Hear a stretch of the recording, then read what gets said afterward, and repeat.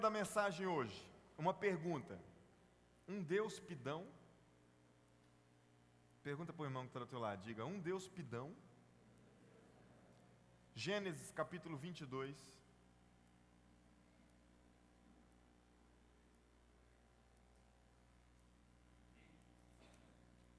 Glória a Deus. Está uma chuvinha boa caindo lá fora, gente, olha que beleza.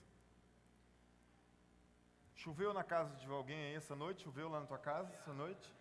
Arruma o telhado então, filho, porque tá com goteira lá em casa, não choveu não, tá tudo certinho.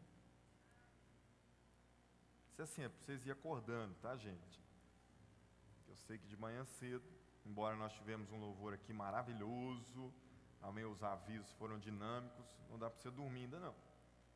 Gênesis capítulo 22, verso 1 e 2 apenas, tem uma história muito conhecida, pelo menos por você que já tem um pouco de familiaridade com a Bíblia. Quem achou, diga amém. Quem não tem Bíblia, lê na tela, por favor. Diz a palavra assim: passado algum tempo, Deus pôs Abraão à prova, dizendo-lhe: Abraão, ele respondeu: eis-me aqui. Então disse Deus: toma seu filho, seu único filho Isaque, a quem você ama, e vá para a região de Moriá, sacrifique-o ali como holocausto, num dos montes que lhe indicarei. Amém? Fecha a tua Bíblia, se puder põe ela sobre o teu coração. Deus, nós estamos aqui, Pai, tantas pessoas sedentas por ouvir a tua voz. Para mim é uma responsabilidade muito grande transmitir aquilo que está no teu coração e precisa ser passado para o nosso. Pai, revela a nós o teu querer. Fala conosco através do teu Espírito Santo. Deus, não permita que nenhuma concorrência venha nos atrapalhar. Pai, eu peço agora, se alguém no nosso meio está sentindo qualquer tipo de dor, alguma enfermidade, do alto da cabeça à planta dos pés, que essa dor desapareça agora, saia em nome de Jesus. Pai, alguma angústia, Senhor, algum temor, algo que venha atrapalhar o coração dos teus filhos, que seja anulado agora, e que o teu Espírito Santo fale conosco, porque queremos muito ouvir a tua voz. Você pode dizer amém? Amém. Queridos, eu quero falar um pouquinho com você sobre um Deus que talvez nós pudéssemos chamar ele de pidão. Um Deus que eu quero te contar 3 histórias rápidas nessa manhã e fazer uma reflexão contigo sobre um Deus que fez e faz alguns pedidos desafiadores para a nossa vida. Um Deus que tomou na história da Bíblia e toma ainda nos dias de hoje alguns posicionamentos de requerer algumas coisas de nós, e algumas coisas muito fortes, algumas coisas muito duras a princípio. E quando a gente olha de uma forma grossa para a Bíblia, a gente pode até chegar a essa conclusão: esse Deus é pidão. Porque esse Deus pediu tantas coisas, porque esse Deus pede tantas coisas. E até o fim da palavra eu quero que Deus me dê graça de fazer você compreender o porquê de algumas atitudes de Deus. Esse texto que nós lemos em Gênesis capítulo 22 é uma das histórias mais conhecidas da Bíblia, até as nossas crianças conhecem. É a história que fala sobre um pedido divino a Abraão. Abraão está ali no auge da sua vida. Você conhece, Abraão foi pai depois de velho. Eu não gosto dessa palavra velho, né? Velho fica parecendo que é algo que já é imprestável. Abraão, depois de idoso, na melhor idade, junto com a sua esposa, eles têm um filho, o filho na velhice, o filho da velhice. E eu quero que você imagine o grande sonho de Abraão sendo realizado. Quem tem filho aqui, ou filhos, sabe do que eu estou dizendo? Não existe presente melhor, não é verdade?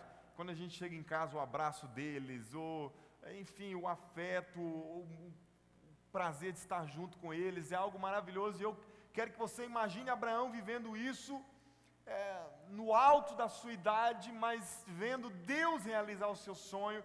E eu consigo imaginar Abraão brincando com seu filho, eu consigo imaginar talvez Abraão tentando jogar bola com seu filho, eu consigo imaginar Abraão tentando montar um Lego junto com ele, Abraão jogando PlayStation com seu filho, um videogame, assim, como é que chama, gente? Me fugiu a memória aqui. Um futebol, né? Um FIFA 2015 com o filho dele. Filho, vamos jogar, senta aí. Aquela alegria que quem tem filho aqui sabe, quem tem filha sabe, de levar ela para andar de patins, na verdade, de ensinar o filho a andar de bicicleta, tirar a rodinha. Gente, essas coisas são fantásticas. São momentos que marcam a gente. Abraão estava ali todo entretido com seu filho Isaque, e de repente, Gênesis capítulo 22 entra na história. Que dia foi aquele? Deus chama Abraão e fala assim: Abraão, eu quero te fazer um pedido. Olha o Deus pidão. Pega o seu filho, o seu único filho. Detalhe, Abraão só tinha um legítimo. Pega esse único filho, esse presente. Está feliz, Abraão, com esse presente? Estou muito, Senhor. Pois é, pega ele, vai para o monte que eu vou te mostrar e sacrifica o teu filho. Só que olha o pedido de Deus. Ele pediu para ele sacrificar em holocausto. Você sabe o que quer dizer isso? Sacrificar é matar. Holocausto é tocar fogo. Deus não se conteve só em pedir para Abraão matar o seu filho em adoração a ele. Deus pede para Abraão matar o seu filho e colocar fogo nele. Para quê? Para adorar a esse Deus. Que Deus pidão. Que pedido duro. Eu não vou perguntar aqui quantos atenderiam a esse pedido de Deus se ele falasse isso com você. Para você fazer isso com o teu filho. Porque eu não sei se eu faria. E certamente não sei se você faria. Mas de repente vem esse pedido. Entregar o seu filho. E quem pede esse filho, é interessante que é exatamente quem deu. Parece ilógico, parece fora de órbita. Como que Deus dá um presente e Ele pede de novo. E essas coisas às vezes viram um emaranhado na nossa cabeça, a gente não entende isso. Quando a gente lê a história de Abraão até o fim, e a gente vê que ele não precisou sacrificar o seu filho, é lindo, é poético. Mas eu quero que você agora se coloque na pele dele. Se você tivesse que sacrificar um filho teu, a pedido do Senhor, Abraão não sabia que Deus ia falar assim: não precisa matar não. Ele não sabia. E Abraão sabia que foi Deus que deu. Então como? O mesmo Deus que dá é um Deus que pede. Por que Ele deu se Ele queria tomar de volta? Para que Ele deu se Ele queria de novo para Ele? Essa é a primeira história. A segunda história está no primeiro livro das Crônicas. Vê comigo aí.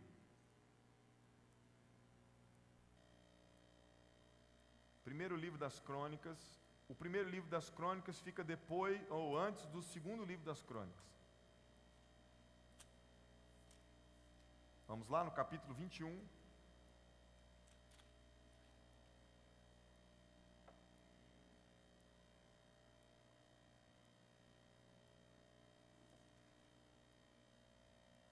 Primeiro livro das Crônicas, capítulo 21, verso 1 apenas. Que diz a palavra aí, quem não tem Bíblia lê na tela: Satanás levantou-se contra Israel e levou Davi a fazer um recenseamento do povo. Lê comigo, lê na tela lá, por favor. Diga: então Satanás se levantou contra Israel e incitou Davi a numerar a Israel. Olha aqui para mim. A segunda história que eu tenho para te contar nessa manhã é sobre o maior rei de Israel. Quem? O próprio Davi. Satanás aqui no primeiro livro das Crônicas, no capítulo 21, e você vai achar também esse relato no livro de Samuel. Ele é induzido, ele é inspirado, ele é direcionado por Satanás a fazer um recenseamento, como diz a versão que o Elvis colocou lá, a numerar Israel. Ele foi incitado por Satanás no ápice do seu reinado. Davi aqui já estava caminhando do topo para o fim do seu reinado. Ele já estava se preparando para passar esse cajado. Mas ele estava então passando pela melhor fase do seu reinado. E ele toma uma atitude de autoconfiança. Preste atenção. Davi toma uma atitude de independência. Davi peca contra Deus quando ele faz o recenseamento do povo de Israel. E eu vou te explicar por quê. Talvez você já leu esse texto e você nunca entendeu. Pastor, eu não sei por que Deus ficou tão irado por Davi fazer um censo do povo. Davi fazer uma contagem do que tinha em Israel. Pois eu vou te dizer agora, Davi manda fazer um recenseamento dos soldados de Israel. Quando ele manda fazer uma contagem do povo, sabe o que na verdade Davi estava preocupado? Com quantos soldados ele poderia contar para uma guerra. E ele descobre o número de 1.100.000 soldados em Israel. As pessoas responsáveis pelo, como é que é o instituto aqui no Brasil que faz pesquisa? IBGE. O IBGE de Israel chegou para Davi e falou assim: o senhor, meu excelentíssimo rei, tem 1.100.000 soldados à sua disposição, prontos para pegar uma espada e ir para a guerra. Quando Davi ouviu esse número, sabe o que veio no coração dele? Eu estou seguro, eu estou bem. Qualquer guerra que vier com 1.100.000 soldados, eu posso arrebentar qualquer exército. Sabe por que Deus ficou irado por isso? Porque esse Davi que mandou contar o povo para saber quantos soldados ele tinha, é o mesmo que em todas as batalhas do reinado dele até ali, quem venceu a luta para ele não foi o seu braço, não foram os seus soldados, não foram as suas armas, foi o Deus vivo e todo-poderoso. A começar pela primeira com Golias. Qual era a chance de Davi, um jovenzinho, derrotar Golias, um gigante de quase 3 metros de altura e formado em batalha? Zero. A chance de Davi era menos que zero, ela era negativa. Mas Davi crava uma pedra na testa de Golias e vence ele. Só que eu te dou uma prova que não foi Davi que matou Golias, foi Deus. Porque a Bíblia diz que Golias veio correndo para a direção de Davi, e Davi rodou a pedra e ele jogou a pedra. Se uma pessoa está correndo, meu querido, está na tua direção e para na tua frente, e você dá uma pedrada na testa dela, o normal é ela cair para onde? Cair para onde, gente? Para trás. Se ela toma uma pedrada na cabeça, ela cai para trás. Se a pedrada for forte. Sim ou não? Alguém já deu uma pedrada de fundo aí de alguém? Não? Você deu uma pedrada a um passarinho, ele caiu para frente ou para trás? Cai para trás. Se Davi tivesse o braço forte, fosse um guerreiro poderoso, na verdade a funda dele não era dessa, era de rodar, é mais forte ainda. Ele jogasse a pedra, Davi, pá, o Golias ia cair para trás. A Bíblia diz, a minha e a tua também, que quando Davi acertou a pedra na testa de Golias, ele caiu com o rosto em terra. Sabe por quê? Porque quem matou Golias não foi a pedrada de Davi, foi a mão de Deus. Golias estava aqui, Davi aqui. Davi jogou a pedra veio. Quando ela estava chegando, Deus foi na cabeça de Golias e falou assim: toma, cabeção. Pá. Buf. Caiu com a cara em terra. Não foi Davi que venceu a luta. Todas as outras batalhas não foi Davi que venceu. Para que Davi tinha que saber quantos soldados ele tinha? Pecou contra Deus. Deus pegou e falou assim: Davi, você errou comigo, você me magoou, você frustrou as minhas expectativas com você. Toda a vida durante o seu reinado foi eu que sustentei, Davi, e agora você faz isso comigo? Para que, Davi, que você quer saber quantos soldados você tem? De que importa, Davi, quantos soldados você tem? Era como se Deus dissesse para ele assim: eu sou o Senhor das tuas batalhas, eu é que coloco a vitória na tua mão. Você pode ter 1.100.000 soldados, você pode ter 10 milhões de soldados, você pode ter 300 soldados. Eu é que te dou a vitória, Davi. Mas Davi não, ele queria saber o censo, ele queria saber quanto de poder ele tinha. Cuidado, nesse fim de ano tem muita gente que pega para calcular a fortuna que já teve em Deus. Eu preciso saber quanto que eu tenho em gado, quanto que eu tenho em imóveis, quanto que eu tenho em salário. Para que, meu amor? A esposa pergunta: para mim poder virar o ano tranquilo. Cuidado, talvez você esteja cometendo o mesmo pecado de Davi. Depois a gente fala mais disso. Não foi o exército de Davi que deu alguma vitória para ele. Amém? Toda a história o Senhor sustentou Davi. Mas ele agora precisava saber o tamanho do seu poder bélico, seu poder de gente, de armas. seu poder militar, e isso demonstra falta de confiança no braço forte do Senhor. E é como se ele dissesse assim: Deus, agora a minha confiança está nos meus homens, nos meus cavalos, nas minhas armas, não está mais no Senhor.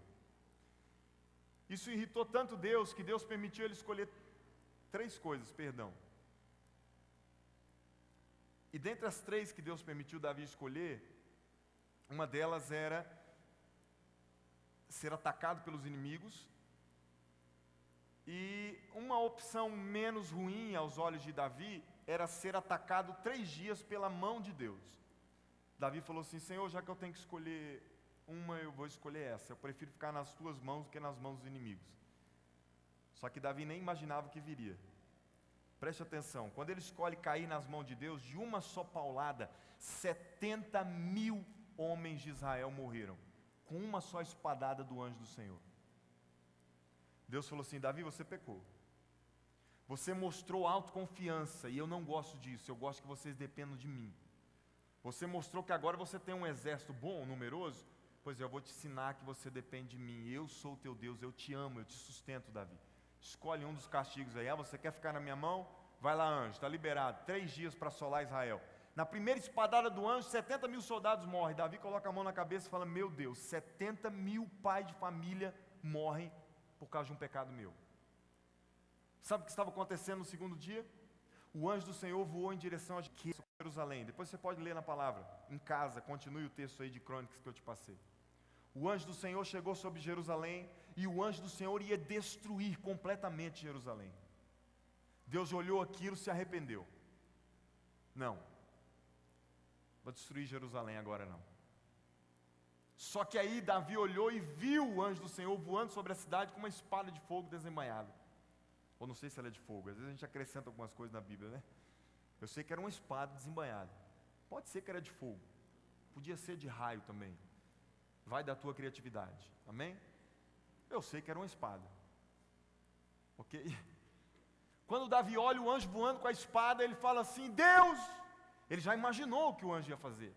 Se numa só paulada foi 70.000, imagina o que ia acontecer nos 3 dias. Aí Davi se ajoelhou diante do Senhor e falou assim: Deus, me perdoa, Senhor, me perdoa. O povo não merece sofrer por causa de um pecado que eu cometi. Eu quero pagar sozinho essa conta, Deus. O que eu posso fazer para pagar essa conta? Aí Davi fala para Deus o quê? Me pede algo, que eu vou fazer a ti. Aí, queridos, o Senhor chega para Davi e pede, faz um pedido de um sacrifício a ele. Um sacrifício muito forte, que iria aplacar, que iria acalmar a ira do Senhor. Leia o texto em casa e depois você vai aprender que Deus fala para ele: vá, adquira uma terra, uma propriedade, pegue bois, muitas cabeças, pegue lenha e apresente ali um altar, um sacrifício desses animais e um holocausto para me adorar. Um Deus pidão. Faz mais um pedido que custou caro, um pedido que envolvia, a exemplo da história de Abraão, só que esse pedido envolvia dinheiro. Sabe por quê? Eu fui fazer um cálculo com as anotações da minha Bíblia. Sabe quanto que Davi gastou só para comprar a terra que ele foi? R$1.440.000 em ouro. Só o pedacinho de terra que Davi foi comprar para apresentar o sacrifício ao Senhor. Só que quando Davi chegou na terra para comprar, o dono da terra olhou, e quem que era que estava chegando? O rei dele. O cidadão olhou para ele e falou assim, e ele já sabia o que o rei ia fazer lá. Ele chamou Davi e falou assim: meu rei, eu sei que o senhor veio aqui comprar essa terra, adquirir fora os gados, a lenha. Eu quero falar para o senhor que tudo que o senhor precisar aqui eu vou doar. O senhor pode pegar minha terra, o senhor pode pegar o gado, o senhor pode pegar a lenha, e aí o senhor apresenta para Deus esse sacrifício aí que ele te pediu. O que Davi falou para aquele homem? Muito obrigado, mas eu não quero. Eu não posso apresentar para o Senhor em adoração aquilo que é teu. Aprenda isso. Davi disse para aquele homem: eu não posso oferecer a Deus aquilo que não me custa nada. Verso 24, está aí, 1 Crônicas, capítulo 21, veja comigo no verso 24. Verso 23, olha só. Então Araúna disse a Davi: considera-te teu, que o meu rei e senhor faça dele o que desejar. Eu darei os bois para os holocaustos, o debulhador para servir de lenha e o trigo para oferta de cereal. Tudo isso eu dou a ti. Olha o tal do Araúna ofertando para Davi o que ele ia apresentar para Deus, que Deus pediu para ele. Uma oferta de sacrifício. O que Davi falou no 24? O rei Davi, porém, respondeu a Araúna: não, faço questão de pagar o preço justo. Não darei ao Senhor aquilo que pertence a você, nem oferecerei um holocausto que não me custe nada. Então Davi pagou a Araúna 7 quilos e 200 gramas de ouro pelo terreno. Amém? Davi disse assim: eu não posso, olha para mim, eu não posso dar para Deus, e ainda mais que Ele me pediu isso, algo que não seja meu, que não me custe. Olha para mim, se Davi aceita a oferta de Araúna, ele ia cometer 2 erros. Ele já errou para fazer o censo.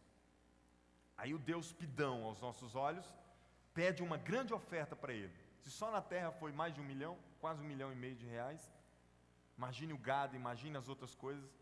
Deus pede isso, aí ele vai e fala: bom, Senhor, eu acho que é o Senhor que está agindo, porque o Senhor pediu a oferta que esse irmão está oferecendo dar no meu lugar, está aqui, Senhor. Imagina a cara de pau de Davi. Deus ia dizer: não entendeu de novo? Omisso, irresponsável, é para você entregar algo teu para mim. Por isso que Davi falou: não, filho, eu quero pagar o preço justo. Era para Abraão entregar algo dele para o Senhor. E eu tenho uma terceira história que está no primeiro livro dos Reis. Vamos lá? Volta um pouquinho.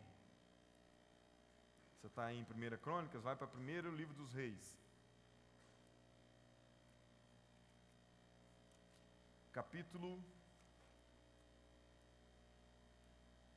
17.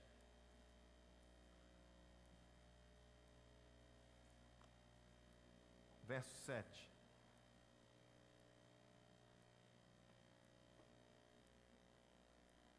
Primeiro livro dos Reis, capítulo 17, versos 7 ao 16. Quem achou, diga amém. Diz a palavra: algum tempo depois o riacho secou-se por falta de chuva. Então a palavra do Senhor veio a Elias: vá imediatamente para a cidade de Sarepta de Sidom e fique por lá. Ordenei a uma viúva daquele lugar que lhe forneça comida. Ele foi. Quando chegou à porta da cidade, encontrou uma viúva que estava colhendo gravetos. Ele a chamou e perguntou: pode me trazer um pouco d'água numa jarra para eu beber? Enquanto ela ia buscar água, ele gritou: por favor, traga também um pedaço de pão. Mas ela respondeu: juro pelo nome do Senhor, o teu Deus, que não tenho nenhum pedaço de pão, só um punhado de farinha num jarro e um pouco de azeite numa botija. Estou colhendo uns 2 gravetos para levar para casa e preparar uma refeição para mim e para o meu filho, para que a comamos e depois morramos. Elias, porém, lhe disse: olha o Deus pidão, não tenha medo, vá para casa e faça o que eu disse, mas primeiro faça um pequeno bolo com o que você tem e traga para mim, e depois faça algo para você e para o seu filho. Pois assim diz o Senhor, o Deus de Israel: a farinha na vasilha não se acabará, e o azeite na botija não se secará, até o dia em que o Senhor fizer chover sobre a terra. Ela foi e fez conforme Elias lhe dissera. E aconteceu que a comida durou muito tempo para Elias e para a mulher e sua família, pois a farinha na vasilha não se acabou, e o azeite na botija não se secou, conforme a palavra do Senhor proferida por Elias. Amém? Olha para mim. Eu vou passar para a conclusão depois dessa história. Mais uma vez, Deus pedindo algo para mudar a história de alguém. Mais uma vez, Deus fazendo um pedido desafiador. Deus chega através do profeta Elias para essa mulher. Primeiro, essa história aqui ela é muito até engraçada a princípio, porque Deus fala para o profeta assim: sai desse lugar que você vai para uma terra, e lá eu vou levantar uma viúva para te sustentar. Se fosse eu e você no lugar do profeta, o que a gente ia imaginar? Que ele ia achar uma viúva podre de rica, uma mansão com 15 quartos, com aquele tanto de fruta na fruteira, a despensa cheia para sustentar o profeta, o homem de Deus. Quando ele chega na cidade, ele vê uma mulher vestida de preto. Naquele tempo as viúvas ainda usavam luto por muito tempo.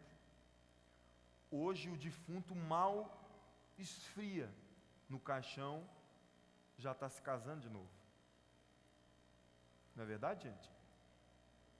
Eu fiz uma aliança com um amigo meu, que se eu morrer e a minha esposa casar com menos de um ano, eu falei, pode dar um jeito nos dois, nela e no fulano. Tem que chorar pelo menos um ano, gente. Que diabo de amor é esse que casa, morre, depois de 3 meses já está casando? Não entendo. É carência. Com menos de um. E eu falei para ele, pode ficar tranquilo que se for contigo também eu faço, porque eu não sei qual dos dois vai primeiro. A viúva devia estar sei lá, um ano com aquela roupa preta, né? E quando o profeta chega na cidade, ele já vai virando, Deus fala, psh, sabe a viúva que eu te falei? Ele, sim, Senhor, é aquela. Pobre, está catando cavaco aqui para fazer comida. Se ela fosse rica, ela tinha um fogão a gás, um forno industrial, um micro-ondas. Pobre de marré, pois é, vai lá. Chegou nela e falou assim, pensou com ele, né? Deus vai mudar a história dessa mulher hoje. Só que para o profeta era uma situação assim delicada, porque se Deus não muda a história daquela mulher, morria a mulher, o filho e ele. Porque Deus falou que ela ia sustentar ele, então ele falou assim, Deus tem que mudar a sua história hoje, mulher. Ele chegou nela e já foi rasgando, falou, mulher, me arruma um copo com água. Ela sabia que ele era o homem de Deus. Ela falou assim, tudo bem, meu senhor. Quando ela saiu para buscar, ele falou assim, ei, psh, além da água, traz um pedaço de bolo porque eu estou com fome. Aí ela falou, meu senhor, a água eu podia até trazer porque eu tenho um pouquinho, mas o bolo não tem jeito, porque eu não tenho nada para comer lá em casa, senão um pouquinho de farinha, um pouquinho de azeite. Sabe o que eu vou fazer, profeta?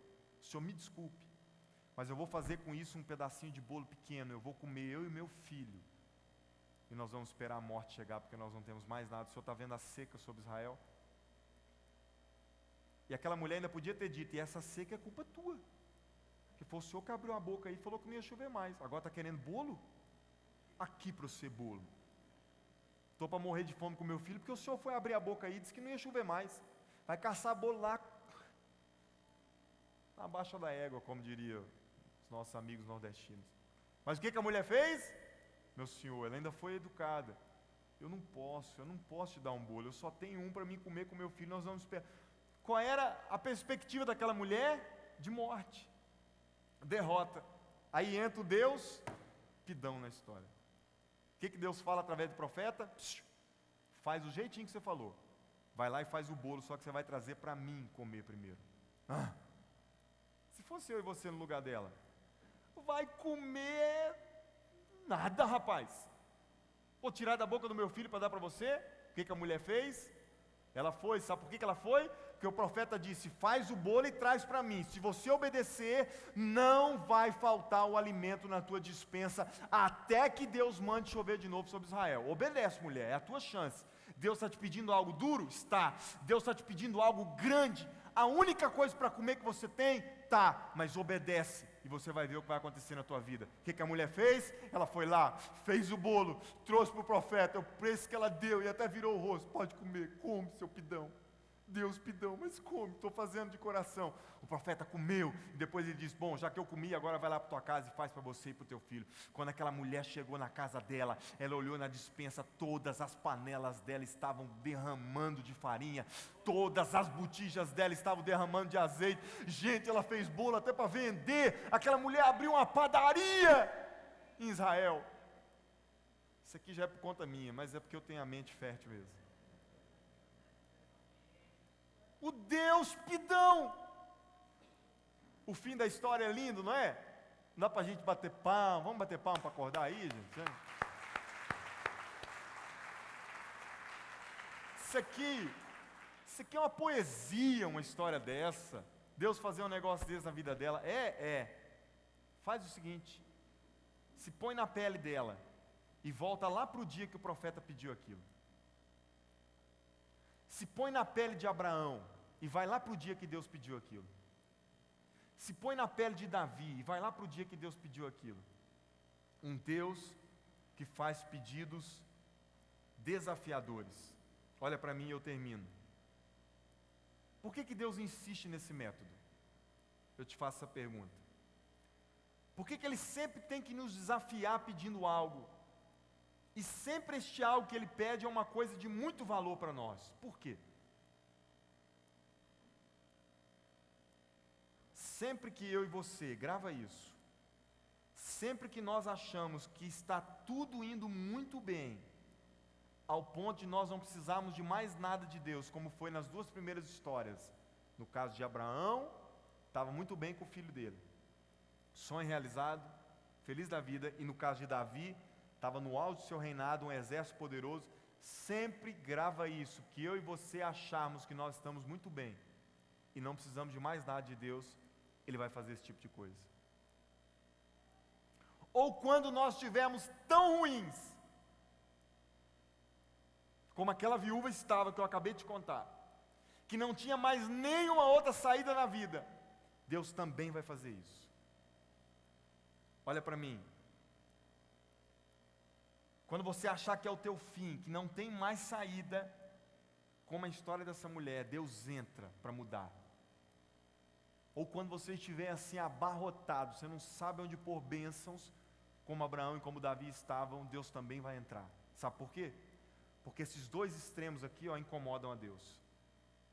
Quando você está muito mal, na beira da miséria, isso incomoda a Deus. E quando você está muito bem, achando que não precisa mais dele, isso também incomoda a Deus. Gente, quando Deus falou comigo isso nessa madrugada, eu falei, Deus, eu preciso te passar isso. Deus vai entrar na tua história para mexer com aquilo que está ocupando a maior parte do teu coração. Queza seja a tua miséria, seja o teu motivo de riso, que não é Ele, ou seja o teu motivo de choro, que não é a presença dEle. Ele vai entrar na história. Porque quando nós pensamos que não precisamos mais de Deus, porque está tudo bem, ou quando nós pensamos que não tem mais nada, é o fim, Ele mexe a estrutura da nossa vida. Ele quer ser Senhor em tudo na sua vida, hoje e sempre. Deus quer te ensinar a depender somente dEle. Deus quer te ensinar que Ele é a fonte da tua vida. Eu te faço outra pergunta, por que a criação do dízimo? Por que Deus inventou essa coisa bendita chamada dízimo? Será mesmo que o dono do ouro e da prata, aquele que faz aparecer dinheiro na boca de peixe, aquele que com o seu poder multiplica pães e peixes, será que ele precisa de algo nosso? Será que esse Deus poderoso, que Ageu 2,8 diz que Ele é o dono do ouro e da prata, precisa de algum centavo meu e teu? Você sabe o que é interessante ver na Bíblia? Deus me lembrou essa noite, que a Bíblia fala que algumas mulheres patrocinavam o ministério de Jesus. Quer que eu te mostre isso? Evangelho de Lucas, vamos lá? Evangelho de Lucas, capítulo 8. Esse texto, gente, é no mínimo conflitante. Evangelho de Lucas, capítulo 8.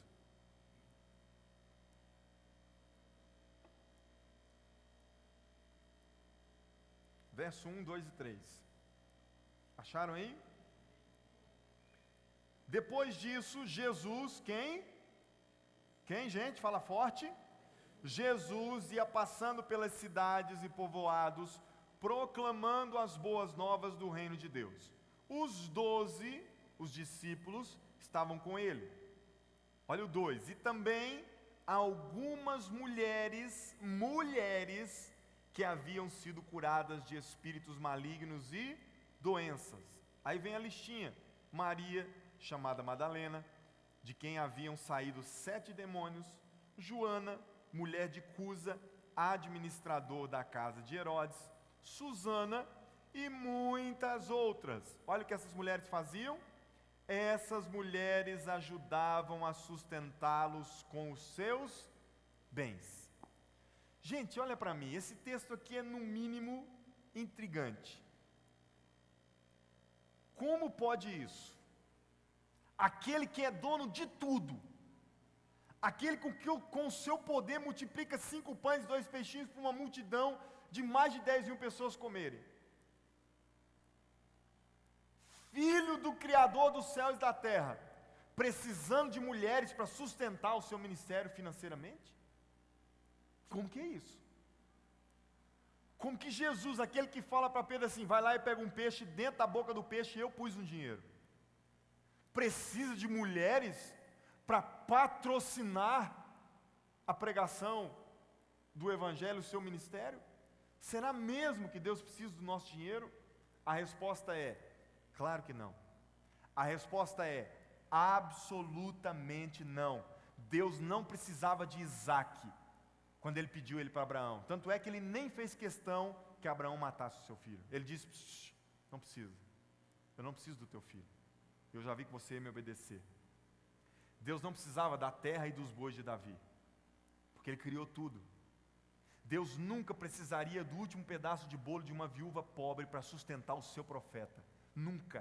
Esse mesmo Deus que pediu esse pedaço de bolo para essa viúva aqui, foi um Deus que mandou os corvos, mandou pássaros levarem carne para sustentar esse profeta. Será mesmo que Deus precisava de um miserável pedaço de bolo de uma viúva? Não! Não precisa. Deus precisa do meu dízimo, Deus precisa do teu dinheiro, Deus precisa que você pegue um envelope e coloque uma oferta dentro dele. Cadê o meu? Deus precisa que eu e você peguemos do nosso dinheiro e entreguemos para Ele, para que a obra dele seja feita? Não! Nunca precisou e jamais vai precisar. Da mesma forma que Jesus nunca precisou do dinheiro daquelas mulheres para tocar o ministério dele, assim como Ele não precisa da tua oferta de primícias, assim como Ele não precisa do teu dízimo, assim como Ele não precisa de nenhum bem teu ou meu. Então por que Ele pede isso, pastor? Por que a Bíblia nos ensina? Por que vocês estão ensinando sobre oferta de primícias? Por que vocês estão ensinando sobre vida de primícias, de princípio? Por que vocês ensinam dízimo nessa igreja? Por que vocês ensinam ofertas? Por que eu devo entregar o meu dízimo, pastor? Por que eu tenho que trazer uma oferta aqui no fim do ano para entregar para o Senhor? Por que a minha primícia é relevante ao Senhor, pastor? Por quê? Exatamente porque Deus quer saber aonde está o teu coração. Por que existe dízimo? Por que existe oferta? Por que Deus pediu para Abraão uma oferta daquele tamanho? Por que Deus pediu para Davi uma oferta daquele tamanho? Por que Deus pediu para a viúva uma oferta que era tudo que ela tinha? Para provar aonde estava o coração deles. Evangelho de Mateus, capítulo 6, verso 21. Você precisa ler comigo esse texto. Vamos lá?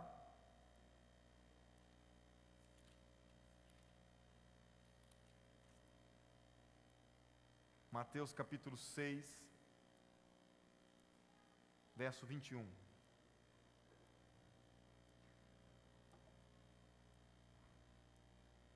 Amém? O que diz aí?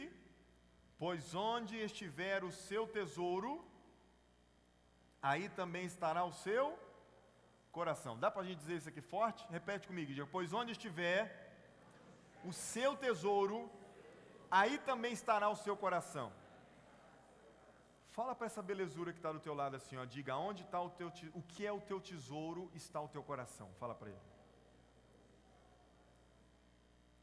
Olha para mim. O que realmente importa para Deus não são as tuas posses, os teus bens. Presta atenção. Não é a tua riqueza, o teu dinheiro. É o teu coração. A grande questão para Deus é a tua vida, o teu ser. E a pergunta que Deus tem para você hoje é: o que ocupa mais espaço no teu coração? O que preenche a maior parte do teu ser e da tua vida? Todas as vezes que eu e você deixamos de entregar o dízimo pensando que vai fazer falta, eu tenho outras prioridades. Se eu tiver que tirar o dinheiro do dízimo aqui, vai desinteirar para o resto. Pastor, eu já não estou dando conta de pagar as minhas dívidas com 100%, imagine se eu tirar 10% com 90%, eu estou perdido, pastor. Todas as vezes que nós pensarmos assim, é como se nós disséssemos assim: eu, Deus, gero o meu sustento. Eu não preciso do Senhor. Eu estou como Abraão, já tenho tudo que eu precisava. O meu sonho era ter um filho, eu já tenho. O meu sonho era ter essa empresa, eu já tenho. O meu sonho era ter esse salário, eu já tenho. O meu braço forte conseguiu isso. A minha inteligência, a minha capacidade, a minha habilidade. Eu não dependo do Senhor. É como se você dissesse isso, porque você não confia nele. Ou como Davi: eu já tenho um exército poderoso. E isso desonra a Deus. É descrédito nele, é desconfiança nele. Na verdade, o que sustenta eu e você, queridos, como a pastora falou antes aqui, não é o nosso braço. Não é o teu trabalho, não é a tua empresa, não é a tua inteligência, não são as tuas habilidades. O que te sustenta é Deus. Se Deus não permitir, eu e você amanhã, nesta bela segunda-feira, nem sequer levantamos da nossa cama para trabalhar. Então você não pode bater no peito e dizer assim: o que eu tenho foi eu que consegui.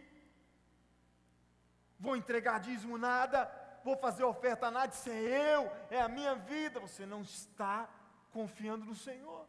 É você que gera o teu sustento. Deus é um pequeno detalhe. Eu é que na verdade cuido de tudo, pastor. Por isso que eu não posso descontrolar, porque a provisão ela vem pelas minhas mãos. Isso desagrada a Deus, queridos. Isso irrita a Deus. Davi irritou Deus com isso. Tudo que você coloca no lugar de Deus é idolatria. Por isso que ele criou esses princípios. E não adianta você virar para mim e dizer assim: pastor, mas eu amo a Deus acima de tudo. Eu amo a Deus, mas você não coloca a mão no teu bolso e não se dispõe a entregar algo que custa muito seu para o Senhor. O teu amor é só da boca para fora. É tipo um marido que só fala a vida inteira que ama para a esposa, mas não demonstra. Qual foi a maior prova de amor de Deus para conosco? João 3,16. O que diz lá? Facinho. Porque Deus amou o mundo de tal maneira. Ponto final, acabou. É isso? Se fosse só isso o texto, Deus seria também, só conversa. Gente, eu amo vocês, eu amo tanto vocês. Amém. Porque Deus amou o mundo de tal maneira que deu o seu único filho.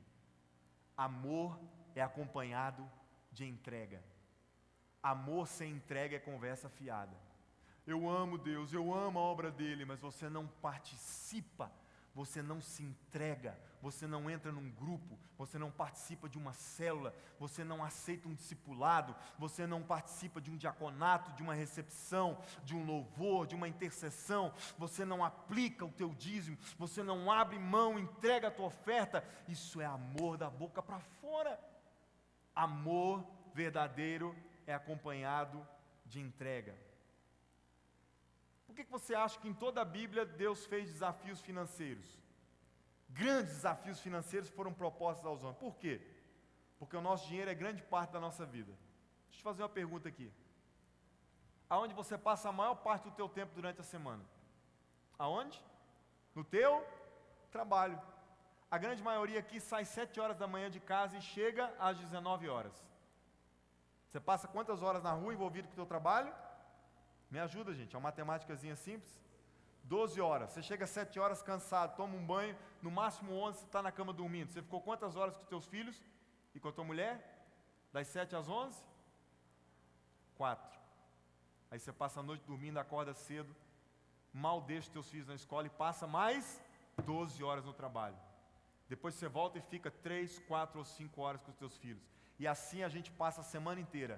Qual é a maior parte do teu tempo com as tuas finanças? Por que você faz isso? Porque você precisa ganhar dinheiro. Sabe o que é o dinheiro? É grande parte da minha e da tua vida. Faz o contrário.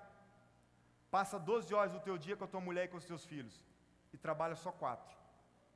O que você vai fazer? O que vai acontecer? Você vai ter talvez a família mais unida e mais feliz, os filhos mais alegres do mundo, por passar 12 horas com ele. Mas talvez vai faltar o pão. Eles loguinho vão ficar assim: papai, estou tão feliz de estar com o senhor, mas eu estou com a fome, papai. O dinheiro é grande parte da nossa vida, sim ou não?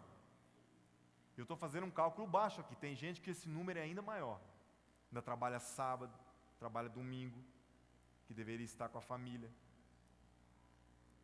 Você já parou para pensar nisso? Por isso que o dinheiro é valioso para você, sim ou não? Não é não, gente? O dinheiro tem valor para você, sim ou não? E olha para mim, é exatamente por isso que Deus quer provar o seu coração. Deus quer ser honrado por você nas suas finanças também. Deus quer sim que você disponha de algo grande para entregar para Ele em forma de adoração. Porque Ele precisa? Não. Porque Ele quer testar e provar o teu coração. Quando você diz assim, esse negócio de dízimo é conversa fiada. Ou você aceita a Bíblia por inteiro, ou você não pode aceitar só a parte que te agrada dela. O mesmo Deus que diz que você pode ser salvo e viver a eternidade com Ele, é o mesmo Deus que pede que você entregue parte da tua vida financeira em adoração para Ele, porque Ele precisa jamais. Se eu ou você não tivéssemos entregue nem um centavo, esse prédio estaria construído, sim ou não? Sim, Deus teria levantado outros. Eu não teria participado e nem você, mas outros teriam. Deus não precisa de nós. Quem na verdade precisa somos nós. Deus quer que nós o honremos com aquilo que é importante para nós. Mas o que menos importa para Deus é o seu dinheiro. Na verdade, Ele está preocupado com o teu, fala forte, com o teu coração. É por isso que quando você entrega uma oferta de primícia, como a gente está propondo para você fazer dia 31, que nós vamos ter uma festona aqui.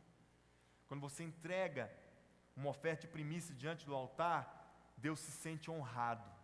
Amém?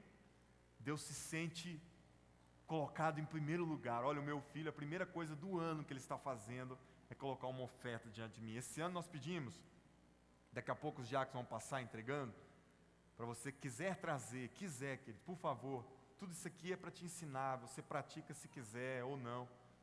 Nós pedimos para fazer um envelope maior, para quê? Esse ano, você que vai entregar a tua oferta de primícia em forma de dinheiro, o pastor Alexandre ministrou isso, semana retrasada. Você vai colocar, talvez você vai entregar um cheque, você vai colocar o teu cheque sem nem dobrar para o Senhor. Pega uma folha novinha, amém? Você vai entregar uma oferta para o Senhor, coloca a nota assim inteira, não amassa tipo aquele dinheiro de bêbado assim, sabe? Tem gente que traz um dinheiro assim de bêbado, eu não sei, não fico olhando, né? Mas entrega lá diante do Senhor, aquele troço bagunçado. Não, entrega assim, honrando a Deus, dando o melhor, amém?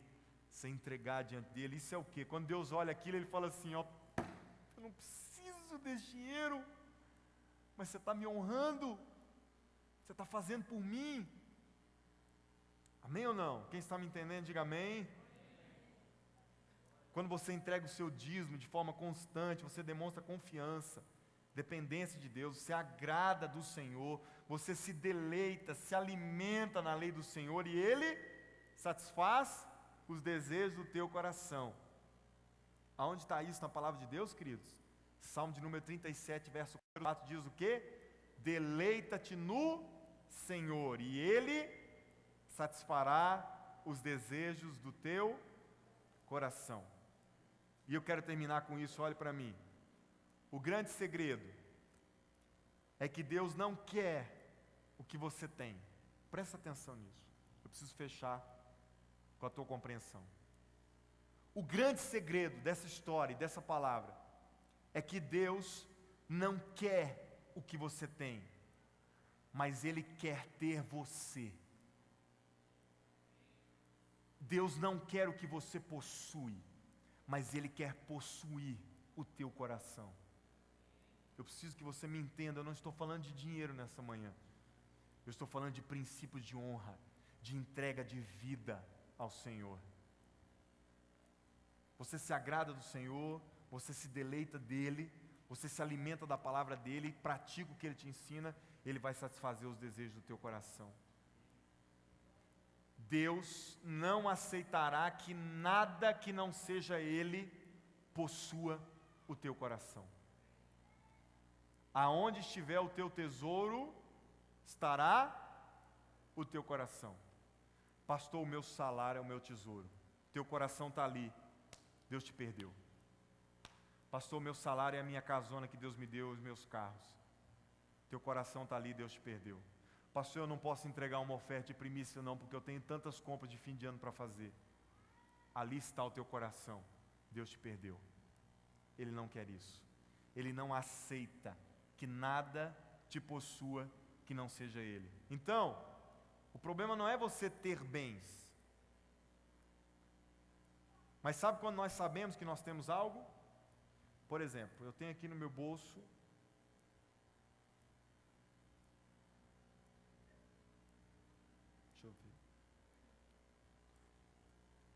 Eu tenho aqui no meu bolso 2 notas de R$50. Eu tenho R$100 aqui no meu bolso. Sabe quando que eu sei que eu tenho alguma coisa? Sabe quando eu sei que eu possuo alguma coisa? Quando eu estou pronto para a qualquer momento entregar essa coisa para alguém. Por exemplo, Euclésio, vem cá, filho.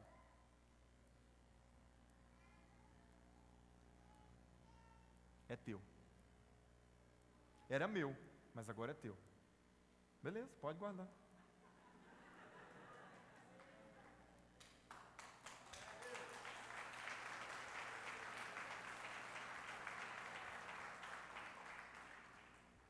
Esse dinheiro era meu. Ele não me possuía. Por isso que eu me dispus a dar ele para o Euclésio.